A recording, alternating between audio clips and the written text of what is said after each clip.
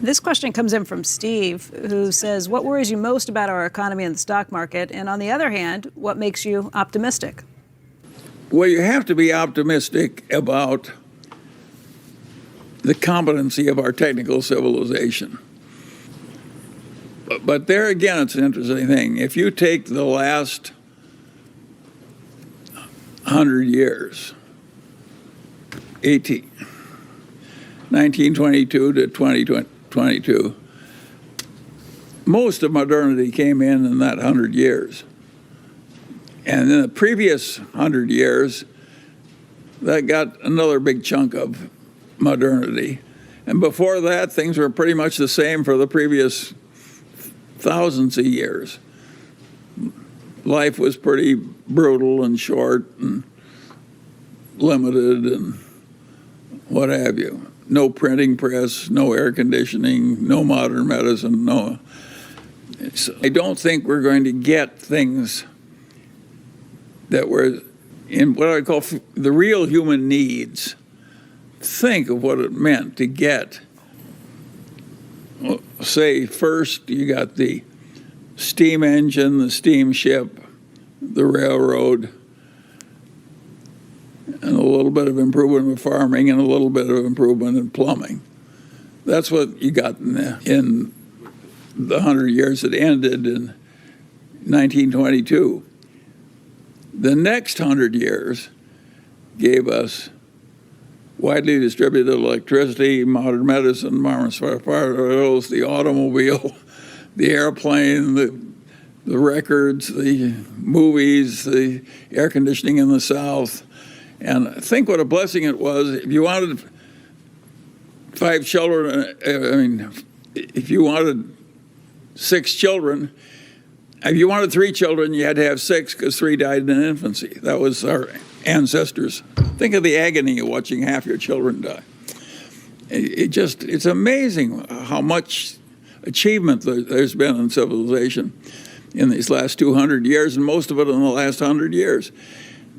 Now, the trouble with it is that the basic needs are pretty well filled. In the United States, the principal problem of the poor people is they're too fat. That is a very different place from what happened in the past. In the past, they were on the edge of starving. And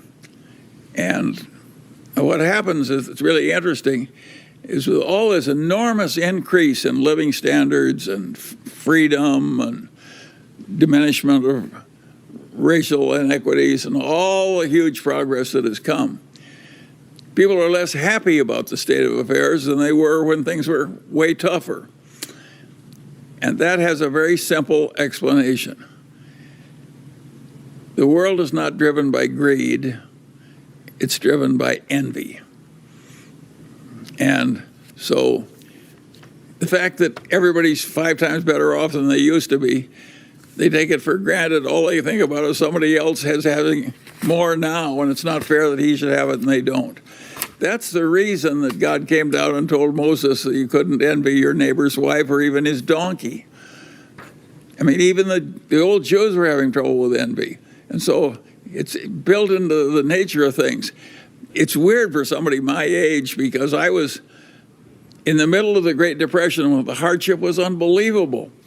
After all this great wealth and so forth, I can't change the fact that a lot of people are very unhappy and feel very abused after everything's improved by about 600%, because there's still somebody else who has more. I have conquered envy in my own life. I don't envy anybody. I don't give a damn what somebody else has. But other people are driven crazy by it. And other people play to the envy in order to advance their own political careers. And we have whole networks now that they want to pour gasoline on the flames of envy. So I like the people who are against envy, not the people who are trying to profit from it. But if you stop to think of the pretentious expenditures of the rich, who in the hell needs a Rolex watch so you can get mugged for it? You know, I mean, Yet everybody wants to have a pretentious expenditure. And that helps drive demand in our modern capitalist society. My advice to the young people is don't go there. The hell with the pretentious expenditure. I don't think there's much happiness in it. But it does drive the civilization we actually have. Steve Pinker of Harvard is one of our smart modern academics. He constantly points out how everything's gotten way better. But the general feeling about how fair it is has gotten way more hostile. And as it gets better and better, people are less and less satisfied. That is weird, but that's what's happened.